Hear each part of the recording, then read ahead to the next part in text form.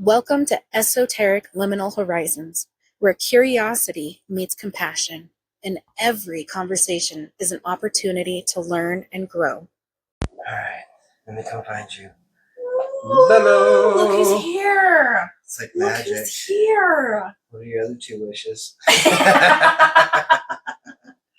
So cliche. Alright, get back to Facebook, and then we gotta go over here. Happy Wednesday, everybody. Turn off my volume. Oh my goodness. It's been a year. I feel like that's just like the slogan. Things are going on. The world's crazy. I don't know about you, but I've heard a lot more police sirens lately. Yeah, kind of, sort of. And there's been a lot of accidents. I've been hearing a lot of, like, collectively, like, while I'm doing all of my death scrolling and I could be doing better things. I hear it in the background a lot of other places. It's kind of wild to notice. I don't know. It's just weird. It's just weird that I don't know. It's also 'tis the season, it's summertime. 'Tis the season to be jolly. So I feel like there's a lot more people out and doing things. Oh, we know it's close to July because the Christmas music's coming back. No. Without fail. Stop. There's like a solid week of Christmas music in July for me. You? Yeah. You do the without fail. The summertime Christmas I thing? don't mean to, but for like a solid week, sometimes two. Like in July, it's there. You know what? Is Christmas one of those things for you? It was as a kid. Does it bring that feeling? Because mine is Halloween. I mean, Halloween is my jam anyways, but those fall colors and smells, so like the pumpkin-y candles, oh my gosh. My reason, do that in the middle of summer. My reason is really corny. It's because it's the one time a year where you can get away with singing music that sounds like church music. You're not going to get made fun of for it. And it's the easiest kind of music to sing. So I'm so here for it. That is not what I expected. Yeah. But I really love to sing Christmas music. So just like some comfort midway through the year. Yeah. Ugh. It's been emotional, guys. It's been an emotional time. No, it hasn't. For me. I'm just kidding. For me. For me, okay? It has. Most definitely. I had to take a step back there for a little bit. But, I feel like there is, I don't know. So off screen, we were talking about grief and going through the process of grief. And there's been a lot of that theme in my life for a while. And it's odd how it relates to so many different aspects of life. Like astrology with is it the star Chiron that's in our night sky? That is Chiron. Chiron, thank you, that one, Chiron. And how that is associated to the wounded warrior, the wounded healer. And so it's going through its final stretches of an 8-year stretch in whatever constellation area it is in at this point in time, that is bringing up the last bits of like the deep wound healing that people are going through. So extra emotions coming up, so on and so forth. Old wounds opening. Getting a chance to reevaluate, to change the narrative, to be able to shift the perspective. Show up differently this time. And then it rolls into Aries, right? Or I don't know where it rolls into, but I'm pretty sure it was Aries. But wherever it's rolling into next, it's like flipping the script. It's almost like saying, all right, sorry, buddy, for exposing you to all that. But now that you got to go through all that, there's like these lovely prizes in store for you. And you'll have to work for them, but they'll be really tasty. They'll be worth it. And there won't be that much pain because those lessons have been learned. Right? And that's kind of like what we have to look forward to. But I've been sitting with that whole Chiron thing for the last month and asking myself, like, am I really actually gonna go through some kind of wounding. Like, I feel like I've done all my healing, and whammo, loneliness came in. Hardcore. Oofta, oofta. And then I'm like seeing all my friends and seeing that they're all going through bits and pieces of some heaviness. And it's like, whoa, everybody's going through it. Everybody. Really zooms out a little bit. Mm-hmm. Right. And I think that helps a little bit. Just to know that you're not suffering alone. that too. Or that somebody else in a way could also maybe understand your pain. And an opportunity to get curious because you get to see how somebody else is handling theirs, right? So like it can be inspiring in one way or another, as whether to like how not to or how to maybe step into. And so like, yeah, beautiful times if you can just have a decent perspective towards it, which is not easy, but it's fun sometimes. So I've learned that I have this pattern that I keep putting myself through, and it's a bit torturous. And in a way, it's to protect myself because I'm scared. But I don't know, it keeps showing up. And I really recognized it today that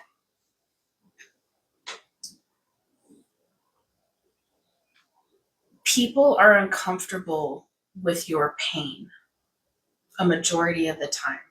And it's almost like it could be the chemical smell related to when you shed tears. I feel like when people are crying, the automatic response is to hurry up and do something to get them to stop crying, make them smile, or just make them feel better. I think that's like learned in childhood because look at when you're a kid and you accidentally hurt your sibling, it's instantly, shh, you're okay. Mm-hmm. No, don't tell mom. I'm so sorry. Are you okay? Or you like, gotta what can I do to make it apologize, and then you better? gotta hug, and then once the person stops crying, then you're done being in trouble. Right. So there's like a whole list of things Mm-hmm. there. And then just on the other side of that, like your parents, well, I don't know about your parents, but I know that my parents didn't have a lot of patience for me to keep bringing things back up and feeling bad about it. Like they expected me to get over it pretty fast, and I don't think it was like out of angerment. Like my mom was just naturally gifted at being able to let go damn near instantaneous. We have some of the nastiest verbal fights, and then the next day we can just talk to each other like nothing happened. But it wasn't this like awkward quietness. It was just we would carry on life. Words were exchanged, and that's that. Keep on keeping on. Oof. Yeah. That's wild. That's absolutely wild. So yeah, there's this theme behind hurry up and get over it. After a breakup, people get tired of hearing about the same stories over and over. When it comes to death, there's this weird hang up around people who grieve too long, losing friendships, arguments, just going through, sitting with the emotion. It's awkward, it's uncomfortable. And the pattern that I find is that I do it to myself. I do it to myself and I rush myself and I'm logicking away and I'm going through the emotional intelligence and why are you upset? What are you holding on to? Is it resentment? You shouldn't be upset. You shouldn't hold resentment because I'm anticipating these things being said to me. I'm having the conversations that I'm anticipating people having with me in frustration and irritation, or even in an awkward trying to understand, but it's the way that a lot of people phrase it. Like when I'm processing big hurts and I got in an argument with somebody and I just need to talk it out. Like if I say it, I can work it out loud. Mm-hmm.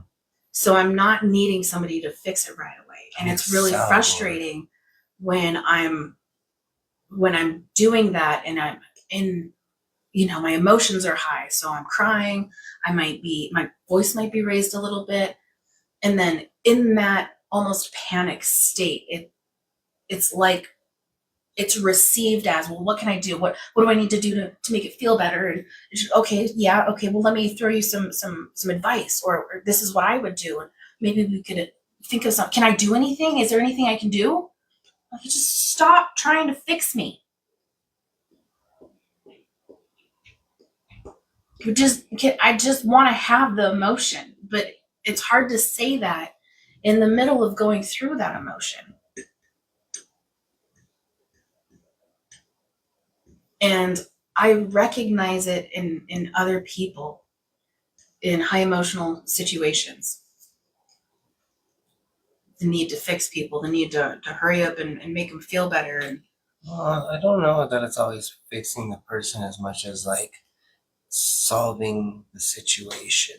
right. And I mean, like that goes back to school. Like everything was a problem to be solved. When you're at home and you mess up, it's a problem to be solved. And when you got chores that you got to do, it's a problem to be solved. So then there's not a lot of room for emotions. Mm-hmm. And so then when we do have them, we don't know how to handle them. And because it's uncomfortable, we naturally like lean towards what our behaviors are with things that we are uncomfortable with. And that is one of the big conditioners, if you will. Because I know for me, it wasn't like, how can I fix you? It was just like, I've got solutions. I've got reasons. I've got answers. Like the answers fix you. Like why? But I didn't understand that you got to feel through an emotion, right? Mm-hmm. And you can analyze and break down an emotion and understand it. You can mirror the feeling of what it is when somebody else has that. You can relate to that, but to like actually let yourself feel it, sit with it, that is like really uncomfortable in the beginning because emotions are in the body and you feel them in the body and you can't get away from the feeling of what you're feeling. It's just there. And so to invite that in is like, woohoo. It shows you the level of trust that you have built with yourself. Because as you build trust with yourself, as you get okay with your emotions, you can hold space for more, not just in yourself, but in others. Yeah. It's hard to think of how I've learned to sit with other people's emotions, because I very distinctly remember as a child growing up and seeing other people having big emotions, and it made me very uncomfortable because I didn't know what to do.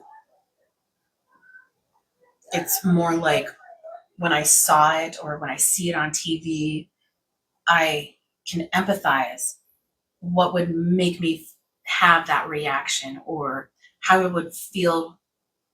That would, yeah, just if I was going through that, I could probably see how they would have that big of a reaction, or scream and wail with such sorrow in the way that they do. Oh my gosh.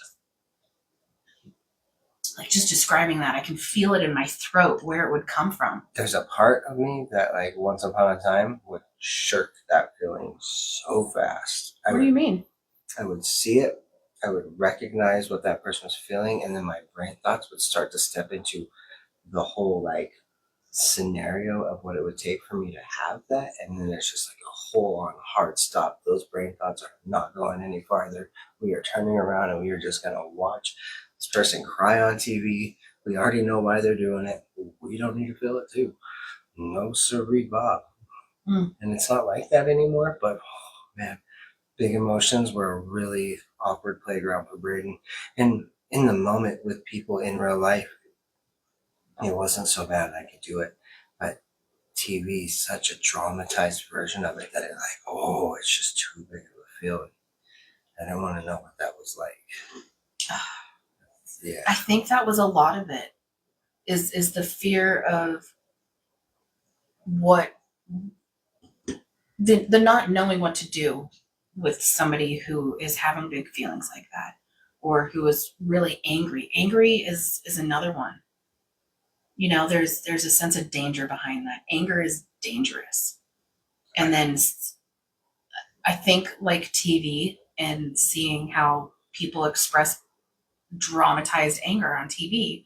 I really like working with people in their anger. I don't want to engage with somebody that is aggressively angry. Like, that makes me apprehensive, but seeing people angry it's kind of fun to see if you can talk them down.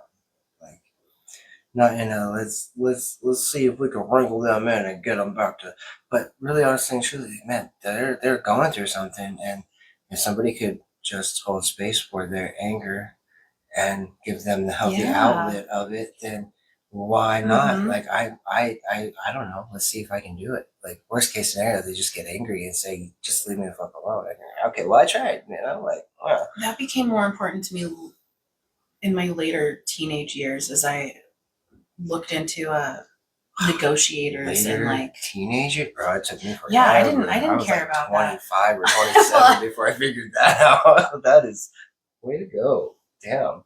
Well, I grew up around law enforcement, so communication was a big thing, and dealing with angry people was one of the big things that I was taught.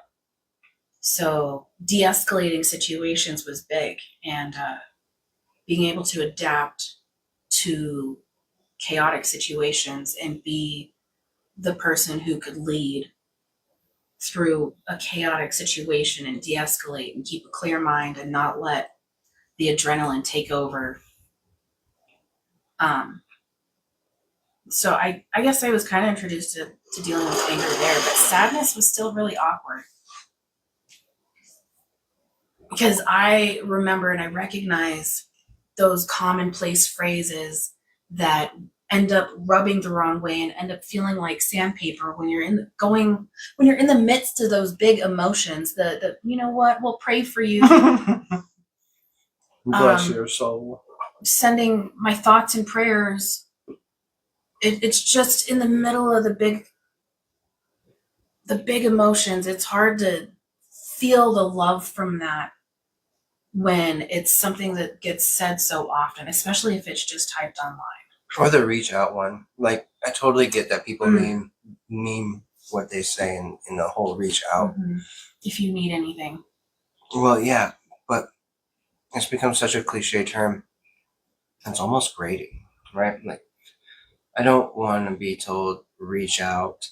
I want somebody to be like a little bit more particular. And it's not necessarily that it's like I won't reach out to any of these guys, but man, do you think how much better it's gonna feel to hear somebody be like, I see you're going through some big emotions right there, and like, I don't have words for them, but if you need somebody to bounce words off of, I'm pretty rubbery, you know, like I'm pretty sure I can handle that. To offer to take something off of their plate, something particular to take off of their plate. Hey, you look like you're going through a hard time. Do you want to maybe come over for dinner? It's one less meal you got to deal with. Like, get creative, right? Like, getting creative puts you in a space of service for somebody else. It pulls you out of your own head, which allows you to be able to see somebody else's situation, which will give you the chance to reflect on your own. And more often than not, you get to be put in situations that reflect your own situation. So it's super tasty. Get excited for those moments. But yeah, guys, like, be more intentional with the help that you offer. It's no different than setting up time to hang out with friends. Yeah, I'd love to hang out. Yeah, cool. When are you thinking? I don't know. Sometime down the line. I'm pretty busy right now, but I'll reach out. Like, cool.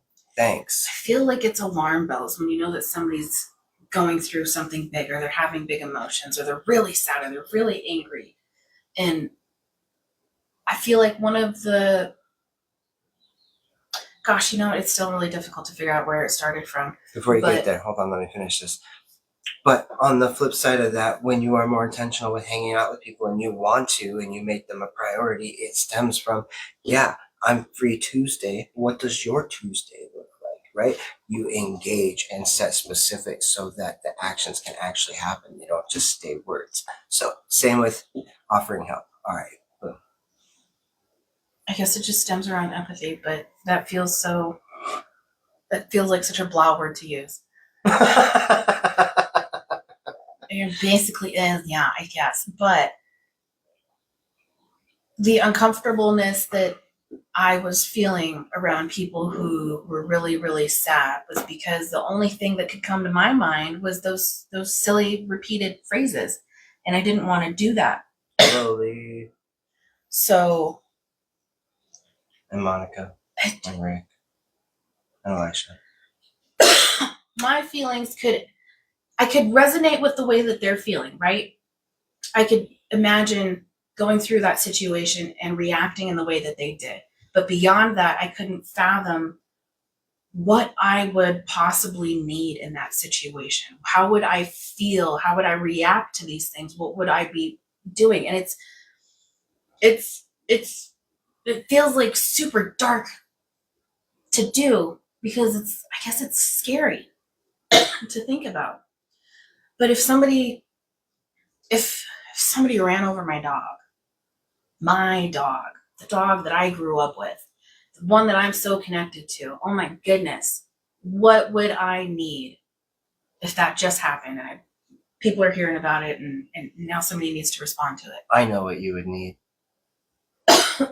You would need a PowerPoint collage of all of your memories with Abaddon so that you could go through them and grieve extra hard in a fast manner, but really feel cathartic as all get out about it. And have this awesome display of puppy dog moments with your puppy dog, which is something that you were probably planning to do at some point anytime anyway. And now it's done. Somebody did that for me, oh my goodness. Right? That would take that off my plate.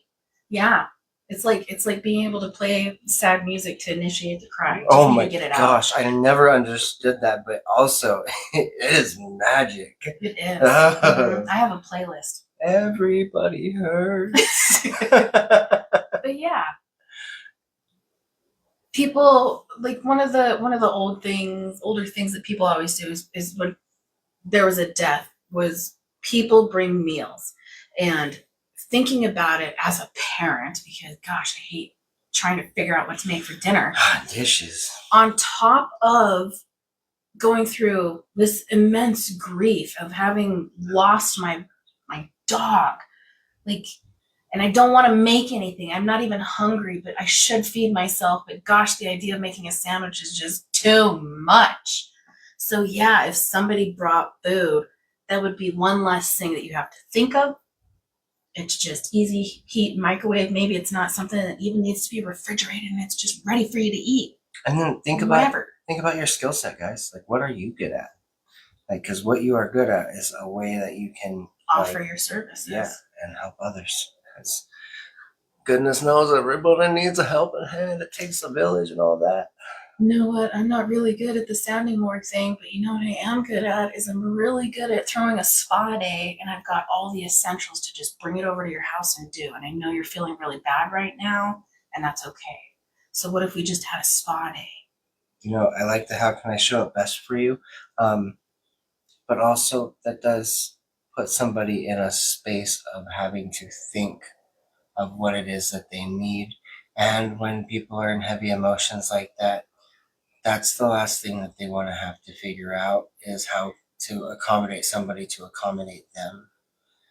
And it's like all done with the best of intentions, you know, and in certain circumstances where the emotions aren't high and you can just see that somebody's got a lot that they're juggling, then yeah, I think that's a really tasty way to be able to ask somebody how they could definitely receive the help that they're looking for. But that's one of those grading things, particularly for me.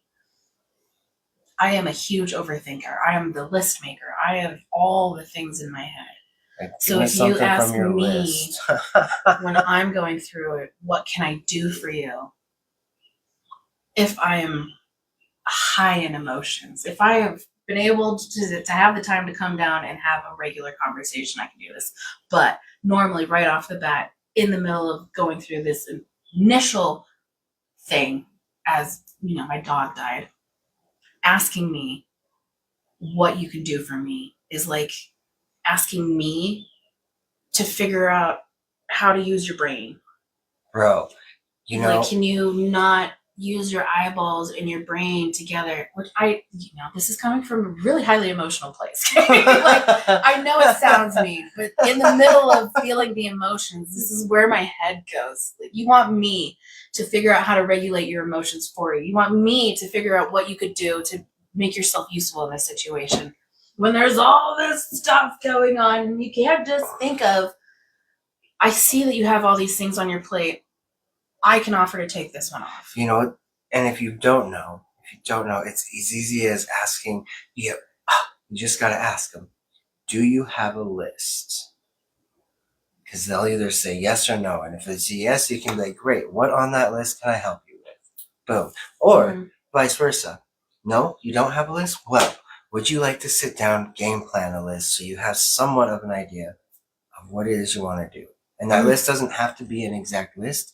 It can just be a brainstorming session. It can be a smoke session that somebody just verbally prattle for a bit. But I think that is like an easy gateway into getting in with anybody that's high strung, because that instantly puts clarity of directive in its place where both parties know what's being asked and what's being given. One of the first times I remember somebody doing that for me was at my baby shower, and then another person did it at my wedding. And they did it for the gifts. They wrote down who the gift was from so that I could send out thank you cards. And in the middle of all that stuff, I hadn't even thought of doing thank you cards. Thank you cards hadn't been a big thing in my life. I didn't grow up with that. But I recognized that, if I could at least send a message to them, a text message, a Facebook message, or just make a general post and tag those people. Like, wow, the fact that you thought in advance to make a list for me was just, oh my God, that'd be amazing. If that's not too big of a thing for you to do, guys, thank you. Oh, gosh, that was so sweet. That was so awesome. But yeah. And those are the moments where, like, they count, right? They extra count. Like, you get the good smile, you get the good, like, yumminess of being able to just see something unfold for somebody. It's tasty. And knowing how much it means to me to have someone like that in that moment is probably a huge part of what made me want to learn how to do it for other people. And just, I don't know, just sitting here thinking of how I learned to do it. It's just, there's so many different facets to it. And it just feels like there's so much like thought and effort put into how is this person going to respond to something like this? Or are they in a state that's too much where they can't tell me what they need and I need to figure out around them what would be helpful? And it all started from trauma, right? Like, it all started from, like, a need to just figure somebody out anyways, so that you could be prepared and ready. And so, like, now it's integrated. Your shadow is now your strength, and now you can just read people like almost a book. Some people are more elusive than others, but overall, there was a huge people pleasing trauma. Yeah, mine was codependency, and it wasn't like people pleasing, but it was just from my parents. Over giving of my time and energy. Watching my parents. My parents were huge on offering help before big events. And then they would also offer help for cleaning up the event. And I carried that on. And that's a huge thing in my life that I find myself doing quite often, no matter where I'm at, no matter who I'm with. Yep. I know that if I'm going to an event with Whitney, I'm planning to stick around and help clean, because it's just how it is. Unless I've got somewhere that I gotta be. Yeah. It's ingrained into me. And I'm, I just see all the effort that goes into putting an event together. And not a lot of people stay afterwards to help clean up. And if everybody stayed to get done in lickety split time, that was one cool thing about church functions, was like, that's probably where it started. Yeah, you never dreaded cleaning up because everybody at the end stood up and then cleaned. And sure, you'd have people that dipped out. It's whatever. But you had at least a third to 2/3 of those people putting everything away. You're watching 7 people do dishes in a two-person sink, like, or a 1-person sink. Like, what they just assembly line now. Assembly line. One person's scraping, one person's stacking, one person's scrubbing, one person's rinsing, one person's drying, one person's putting them away. Yeah. Yeah. Yep. And it's just the same thing with those big emotions and dealing with that with other people, as I can imagine what it feels like and what I wanted. Granted, what I wanted isn't going to be the same for everybody else, but Brooke says same. Just being there is enough. And the more I learned about emotional intelligence and relationships and everything else, that is this the common theme. You don't need to fix anybody. Just sit with them and whatever emotions they have, no matter what they're going through. If you could just be there, be present so that they can be present. Because be present and witness them being human in whatever way that is. Well, and honestly, like when you're in your big feels, man, like you're either mourning a future that hasn't happened, you're mourning a past that happened in a way that you wish it wouldn't have. You're dealing with triggers and trauma that also come from patterns that were taught to us and we don't know any better, and maybe we don't realize that our beliefs need updating and we got to go back and look at the core values of our old belief structures, because therein lies the infarction of being able to take on a new belief structure without guilt, right? Because you've got to go back and see what really is you, what really is yours, and what was taught to you, and then understanding that it wasn't embedded into you to turn you wrong. It was just that was what was the best known answer at the time. You know, like, I mean, we still do it to this day, right? Like, we don't know how to parent.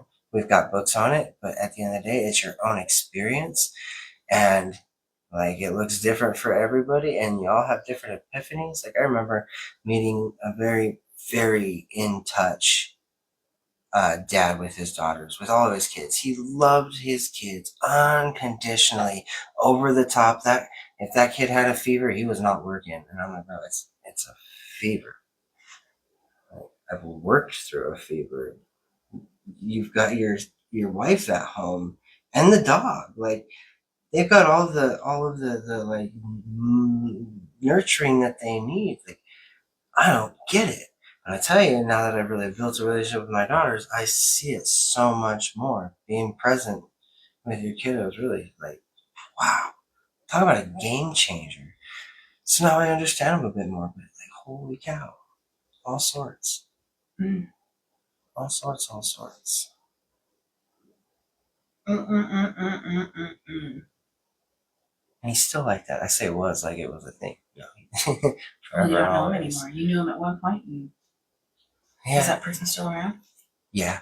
Not as like directly, but I still see him from time to time on my feed. Leave comments, have small conversations, check in with each other. No, I haven't checked in with him in a hot minute. So, how's your last couple weeks been? Because you haven't been with us on Facebook in a while. You guys, you could just generalize it. I just keep living lifetimes in the matter of weeks. It's really all it is. In the matter of days and moments. No, I have been going through a spiel of figuring out where I'm going to go and move to, and I've whittled it down to a location, and decided to like step it up to the next level of the woo-woo-ness, you know, and get mystical. I have been learning from a shaman that has allowed me a lot of freedom to be able to learn my own path, which is beautiful because I have a solid foundation of get-to-itiveness with myself and the things that I do with energy work. But I also know that like I would like to hone the craft, refine it, and really bring it into something tasty. So I figure I gotta get more shamans under my belt. And I found such a shaman who is in my price range and is really about teaching people the work more than trying to make $1 off you for a profession that is sorely needed, right?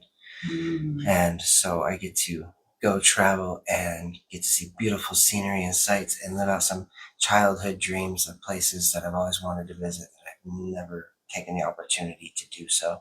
Choosing. Yeah. So it's just like a whole it's like a new beginnings. I feel like I'm closing the final chapter on book 1 and jumping to book 2. So it's like new beginnings because you have to begin a new book, right? Like a book doesn't just, it's always going to have a beginning. So in that sense, new beginnings, but still a carry on of what I've already started and just seeing its next level. Yeah. So that's what I've been going through. I've been getting a lot of signs, a lot of confirmations, been really stepping into this whole idea of like really giving it to God. Just really like,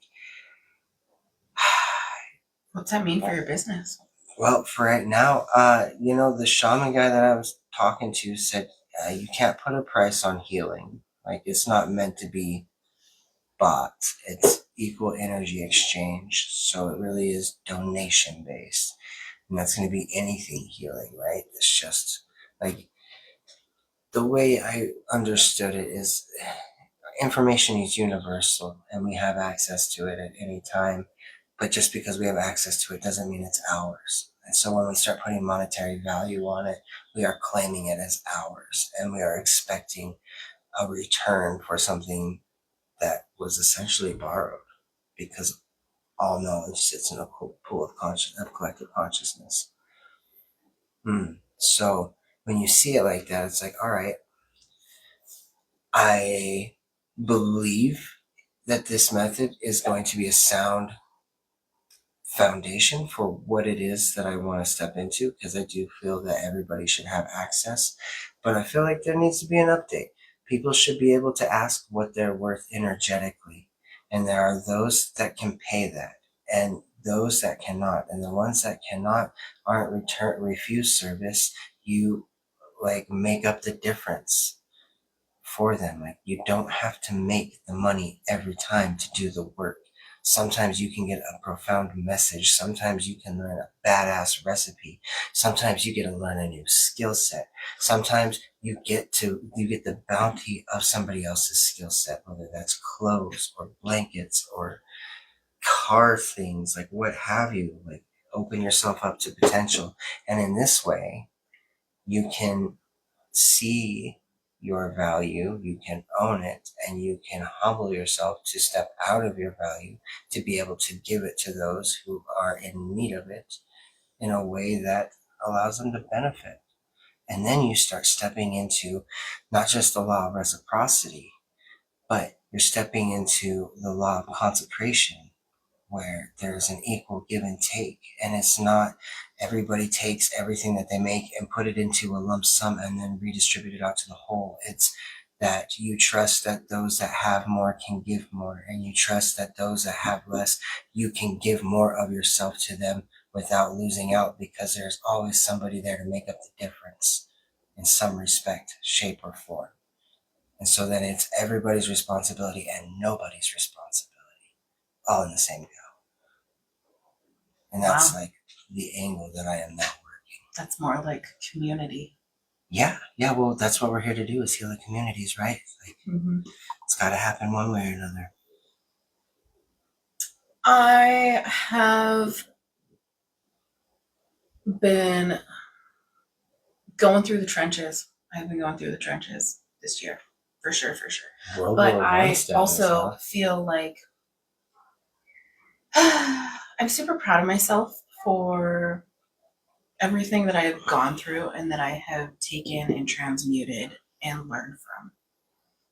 And I'm really proud of the progress that I have made, because had I have not done all that furious investigating of emotional intelligence and cognitive behavioral therapy and all the lectures and the knowledge that we sought out and mulled over and challenged my own beliefs and ability to self-regulate and love myself through my human processes that I go through.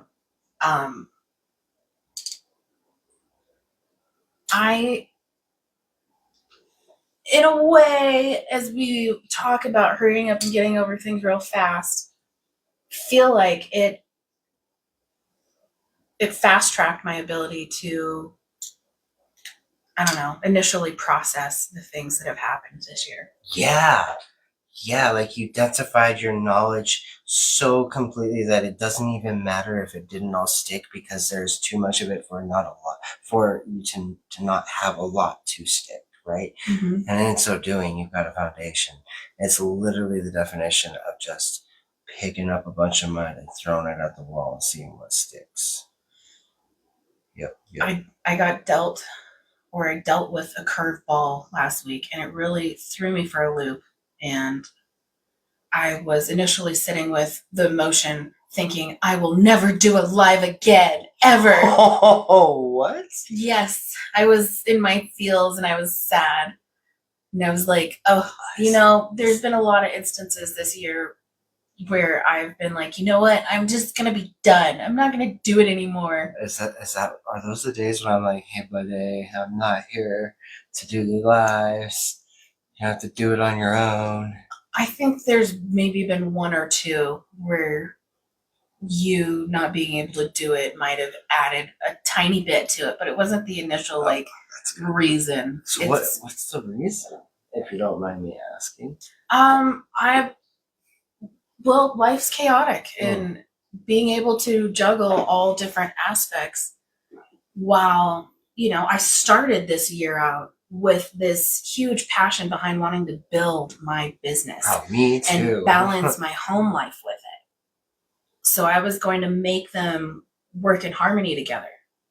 Not like make them, gosh, that sounds so forceful, but I was looking at ways that I could do that because it felt more possible at the beginning of the year.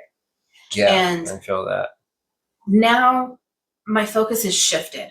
So I'm not focused on building my business this year. I'm putting that on pause. I was working on my store and how I would market, and I'm still building a community, different community spaces. And there's still a focus on that. But I can't put as much focus into it as I wanted to this year. So like when vendor people reached out and asked, there was a lot in me that was like, oh, I wanted to focus on that, but I've got all these other things that are going on in my life that are on my plate, and I can't give as much focus to building my business as I had wanted to. I have a question for you when you're done. And I've been wrestling with that because I took a lot of steps this year. I did the LLC. I got the PO box. I was moving forward in other directions. And it's not to say that I'm not going to do those things anymore. It's just, that's not my focus. My focus for the root of my business is this: the Facebook group, the community that I have built is really important to me. So, in taking a step back from building the business, I'm just going to be focusing more on doing the lives and whatever community work feels good and not overwhelming. And then next year, because I say next year because that's when you register your business again, is from the time that you first registered, which is March-ish, beginning of April. So by the time I come back to re-register my business, we'll see where I'm at.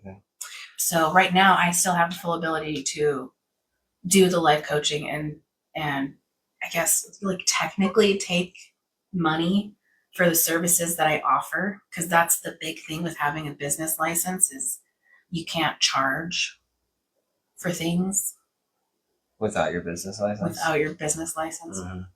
So with you taking a step back, have you celebrated the fact that you were willing to allow yourself the pivot of what life brought you?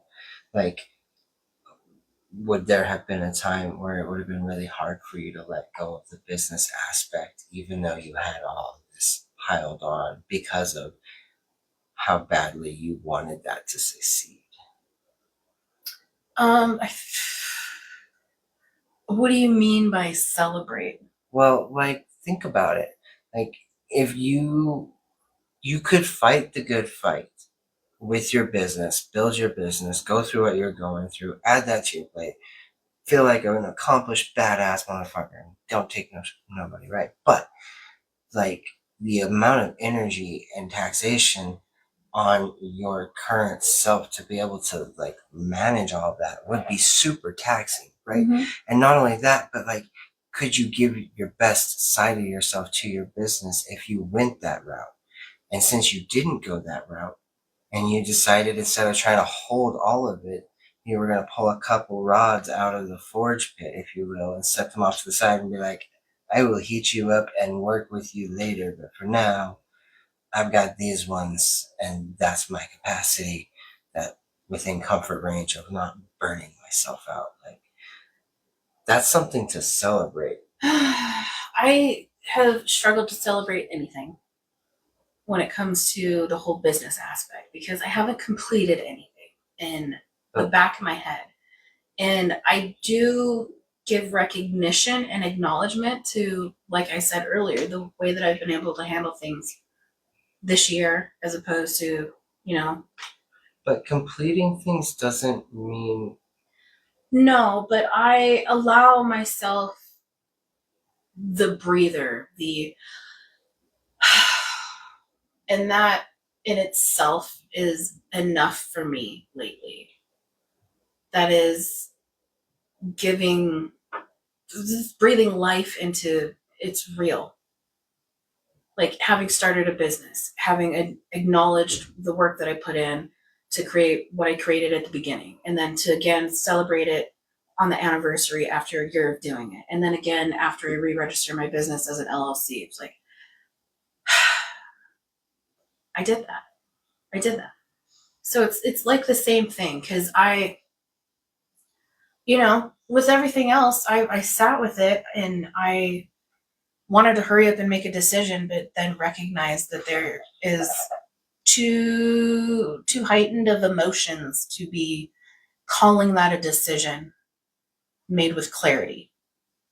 So as I debate and struggle with all the things around the business and doing lives every week and each week, I ask myself, do I feel obligated to do this or do I have the energy for this? And that's my big factor. So like last week, I wanted to force myself to do the live, but if I was being honest, I did not have the energy to give to doing all the things, to setting up the light, to thinking of a name, to it would be so fake because I would be trying to keep my emotions restrained. And as I'm sure you can tell, I don't keep my emotions that restrained. I'm a free woman. So having whatever emotions I have, I like to give honor to that. So I felt like I would have to restrain myself too much to do a live last week. And you could say that's unprofessional. You push through in business, but my business is based on authenticity. So if I can't give that to you, my authentic self, then why push my business as an authenticity thing, giving power to people and everything else that I talk about? If I can't walk the walk, don't be talking it. Or at least own up to the fact that I made that mistake when I said the thing. So not force myself to do it. So same with the business is I would have to try too freaking hard to continue doing what I set out to do at the beginning of the year. So why not pivot? It doesn't mean that I can't have my lives because at the end of the day, that was part of what I was hung up on. If I call it quits, I'm going to lose All my priorities. everything. What would I be most sad about losing? The community that I built, the people that I've already been talking to about this stuff. If I step back and I disappear from your lives by deleting the page and going the whole way, it'd make me really sad. So nobody said I need to do that.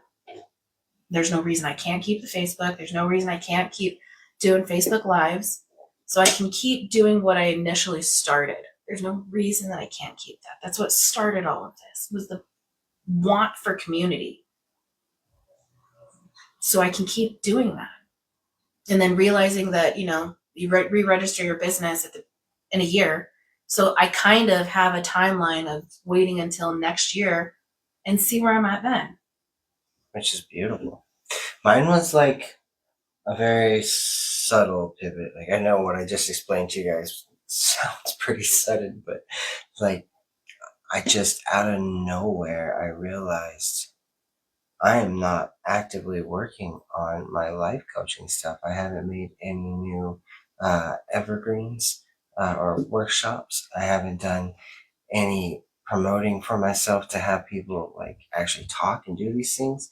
And then I started thinking, like, what happened? What did I replace that with? Am I back to the doom scrolling and Crunchyroll? Maybe a little bit, but I realized that myself shifted to being more vulnerable on TikTok. It shifted to being more open to offering my services to people um, without without feeling like I'm propositioning them, but just truly, genuinely, like, I can help. I have something. If you're willing to listen to a wordy, breathy conversation with me the first go around to get deep, to really understand what it is that I'm offering, I promise you it'll be worth it. But on the flip side of that, like, just going about my business and allowing myself to appreciate how my day unfolds and getting curious, right? So it was a really gradual shift over. One day I just realized, like, oh, when did I stop caring about mapping the moment, about self-mastering alchemy, and how do I bring it back, and what is it going to look like? Well, and then I realized, well, it's not that I'm bringing it back, it's that there's a core of education, if you will, that I've got to go adventure with before I can incorporate mapping the moment into its proper place with all the other things. Mm-hmm. But yeah, so I have also taken a break from my business in a much different sense, and had to really ask myself how I felt about that. Like, am I dropping mapping the moment? Am I letting it go? Like, if I'm not gonna lie, like, the last couple times that I've busted it out PDF form and gone over it with somebody, there was like no passion in it, no heart in it. It was a little bit different today. I found the spark again, and that was nice. But that just lets me know that there's like a little bit of a shift that needs to happen with it. My goodness, there is so much walking through all the things that I want to teach people. And it's almost like perfecting and tweaking my own methods that I want to teach people. And how do you like say it? And it shifts my business so much that there's no way I could really go full force into building my business when it's in the middle of transforming. Yep. Same. Yeah. Mm-hmm. I had to remind myself because I was looking at all of the colors that I used for my background stuff, and I had to remind myself, like, that was color theory, like that was emotional thought out, like these colors tie to these emotions, these colors elicit this. When I think about these, this is the colors that I see. So it was very intentional to be able to work on a subconscious level with people. I had to do like some looking into of different colors, their meanings, what they're associated with, how people associate with different colors, and go off of it from there. So yeah, there's like a lot of like remembering as well as integrating what I've made into what it's becoming. Yeah. Even my logo. Like, I thought that I knew what I wanted it to be, and I still like it. But the one that I keep settling on and the colors that I keep settling on, they don't change. They don't change. And I don't know. I'm just excited. I'm excited for what it will be when I do get to give all the attention that I know my business deserves. And I will have. And I think that was a big hang up too is I was worried that I was going to lose the passion that I had behind it if I gave it up. And really sitting with that feeling and coming to the realization that I just don't have the time and energy to be able to do that. But that doesn't mean I can't keep doing the things I do have time for, because I do enjoy, and it means so much to me to make time for the lives. So, can I end this with the sound bowl? And also, I love that. We are like encroaching on 9:30, and I would mind having a little rest. I planned on doing that anyways. So much Can we just not like telecommunicate that we were both looking at it and waiting for the 30, and that it was gonna slowly close naturally? You just wanted to throw that awkward wrench in there. And it's not a wrench, but you just like. I'm just really good at speaking people's thoughts, unintentionally. I like making it awkward. I like voicing the things that nobody else is saying. Why not? Like you were thinking it. Yes, you were. Fun. That's why I said it. Everybody's thinking it. Yeah. Well, I don't know. Like it wasn't like we were dragging it out, but I could definitely feel like maybe a second wind possibly coming on. And it's 50-50. Ooh. And all I have to do is respond to one sentence, and then boom, all of a sudden we're doing the things. Yep. So I was just. I love the sound bowl idea. I was admiring your bag. Yeah, I know. Right? I have seen your sound bowl and I've seen you pull it out of the bag, but I don't know that I've paid attention to what it looks like in the bag, and I think that's really cool. That it just sits all snuggy. Yeah. Snuggy snug in there, right? Mm-hmm. And it's just made for a bowl. Wow, it's like $150 bowl. Oh, thanks for joining us on this Work It Out Wednesday. Thanks, Braden, for actually coming and making time. I know you've been so busy. And I'm really excited to see how it changes and shifts when you travel. Bro, me too. And I haven't decided, am I going to like post along the way, or am I going to post along the way and draft them until I get to where I'm going and then mass post? You could even schedule them to post out like I did with the YouTubes. Oh, that would be fun. But like, what if my own schedule changes, I think I'd rather leave them as drafts. I can't have that many in like a week. Either way, I'm really excited to see how it changes. But I'm really glad that you were able to show up today. Thank you. For the Facebook. I'm really happy to be Thanks here. for joining. I hope you guys have a wonderful rest of your week, and we'll hopefully see you on TikTok. I'm going to stay on this live. All right. That was corny. Here we go, you guys.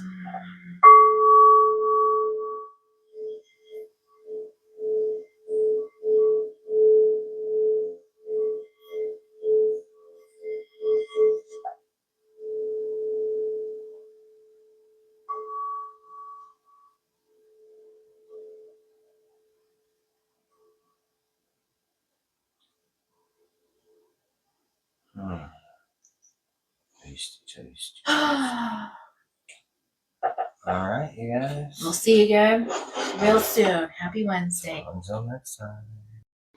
The world changes when we think differently.